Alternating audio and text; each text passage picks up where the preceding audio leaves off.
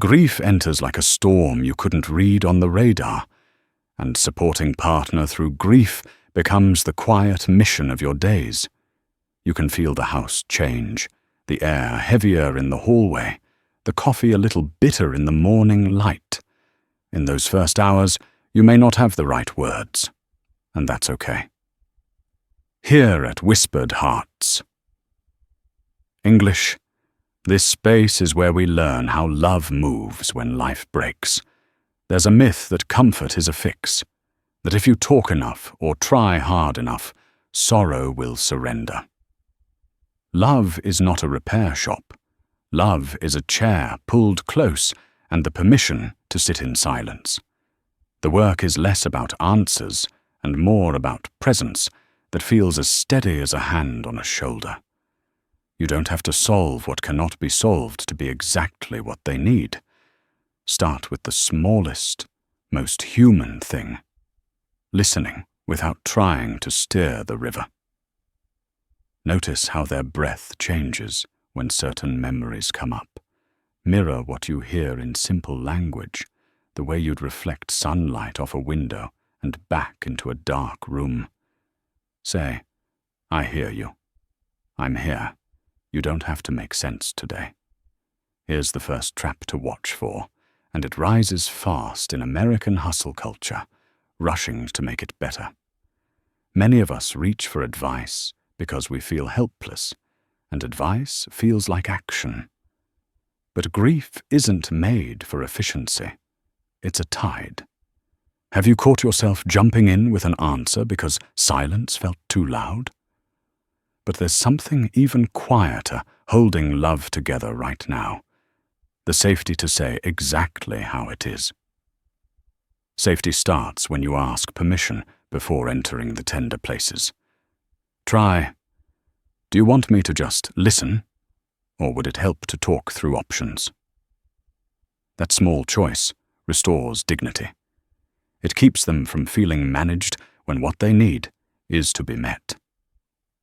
Language matters because grief is full of landmines that no one can see. When they share a memory, resist the impulse to bright-side it. At least they lived a long life, can feel like erasing the part that hurts. Instead, look for the kernel of feeling under the words and reflect that back, like, you miss the Sunday calls. It's okay to hate Sunday right now. There will be awkwardness, pauses that feel like an empty porch in winter. Let them be. Silence is not a failure. Silence is a container. If your mind scrambles for something to say, bring your attention to the chair under you, the floor, your breath, and theirs. Ground yourself, and you ground the room. Retention often drops when conversations feel heavy, so here's a living anchor you can make tonight. Create a ritual of simple check-ins that feel natural, like a brief stop at the kitchen island after work. Ask one question that uses 3 choices. Do you want space, company, or help with a task? Which one would feel most supportive for you right now?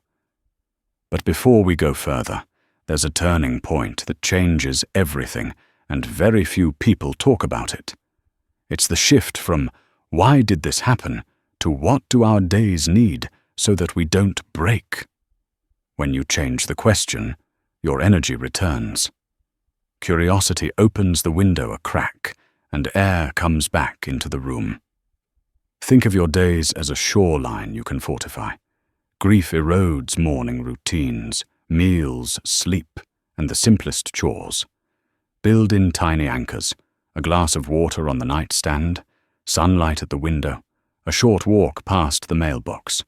Structure doesn't banish sorrow, but it gives sorrow a safe place to sit. American life moves fast, so go slow on purpose.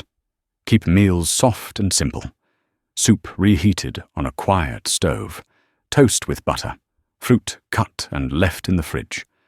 Fold laundry without commentary.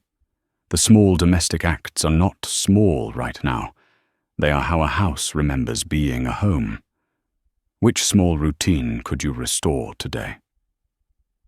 On the days when grief slams the door, you may get pushed away. It will sting. Your nervous system will want to defend or correct. This is the moment to breathe, to let the heat pass, and to choose repair over being right. Repair is the art of meeting in the middle of a broken bridge. You can say, "I came in too strong, I'm sorry. I want to understand, not convince." Then add a simple action that shows you mean it. Step back for 10 minutes, make tea, or suggest a short walk.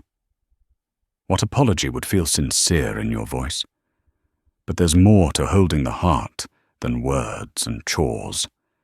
There's the body, which keeps score of lost sleep and held back tears. Encourage gentle movement that doesn't feel like a program. A slow loop around the block on a summer evening can soften the chest and loosen the jaw. If the air is cold, the crisp winter sky can clear a space inside you both. You will need your own oxygen mask, and that is not betrayal. It is strategy. Supporters burn out when every hour becomes a vigil. Keep one friend who knows the full story and has permission to text you. Have you eaten? Have you stepped outside? Your steadiness is a resource the relationship counts on. What boundary will protect that steadiness this week? The calendar matters more than you expect. Anniversaries, holidays, the date of the loss, even the scent of spring rain can spike the ache. Make a quiet plan for those days. Light a candle, share a short story, order in their favorite takeout, cancel non-essential plans, and set the bar for productivity low on purpose. There's a temptation to measure progress like a chart, to wonder if you're doing grief right. Progress in grief looks like breathing again during a song that used to wreck you. It looks like 2 hours of ease on a Saturday. It looks like laughing once and letting that laugh be allowed. What baby step of ease showed up for you recently? But grief isn't only private. It's also social, and other people will say clumsy things. Protect your partner with gentle scripts that create distance without drama. "We're keeping things simple right now," or "Today isn't a talking day, but thank you for reaching out." You become a shield and a translator at once. When the house is still, tiny practices help the long night. Keep a memory journal on the nightstand and invite one line before sleep. Place a favorite photo in a frame by the living room lamp. Name the little rituals: lighting a candle at dinner, sending a text with one shared memory, sitting on the porch at dusk. Which ritual could you begin tonight? Pain often makes us question identity. Who am I if the future I imagined is gone? Identity rebuilds slowly through small choices that reflect values. If kindness matters to you both, do one kind thing and name it. If creativity matters, sketch for 10 minutes, even if all you draw is the outline of a leaf. But the heart also needs permission to be unpredictable. Grief can be quiet in the morning and thunder at noon. Let today be what it is. Offer your partner a path to opt out of plans without guilt, and remind them that love measures presence, not performance. Where can you release a standard that no longer fits? Midway through the journey, you might worry that you're failing because the sadness returns. You're not failing. You're faithful. At Whispered Hearts, English, we hold space for complicated feelings and imperfect days. You are allowed to be a work in progress while offering steady comfort. The fact that you're still here is love's most fluent sentence. Even in sorrow, there is room for laughter that doesn't feel like betrayal. Humor is not disrespect. It's oxygen. A shared smile at the dog's stubborn nap on the clean laundry is holy ground. When a light moment appears, receive it. What small thing made you both smile this week? But forgiveness inside the relationship matters too, because grief strains patience like a wire. If you snap at each other, return to the bridge of repair quickly. Own your part without lecture. Offer a do-over. Can we try that moment again? I want to listen better. Practical help can be love wearing work gloves. Run an errand they've been avoiding. Pick up a prescription. Set bill reminders, or schedule a car service. Remove 3 decisions from their day and watch the room exhale. What decision could you lift off their plate now? The body returns to safety when the senses return to the world. Invite sunlight in the afternoons or warm lamplight at dinner. Brew peppermint tea and let the fragrance mark a pause. Even the grain of the wooden kitchen table can remind a tired mind that life still has texture. But memory itself wants a home that isn't only sad. Create a memory shelf with letters, ticket stubs, or a scarf that holds a story. Set aside 5 minutes on Sundays to stand there together.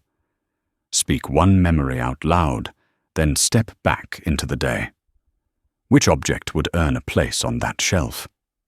The social web can be a lifeline if you weave it intentionally. A neighbor might drop soup. A co-worker can cover a shift. A friend can handle the group text.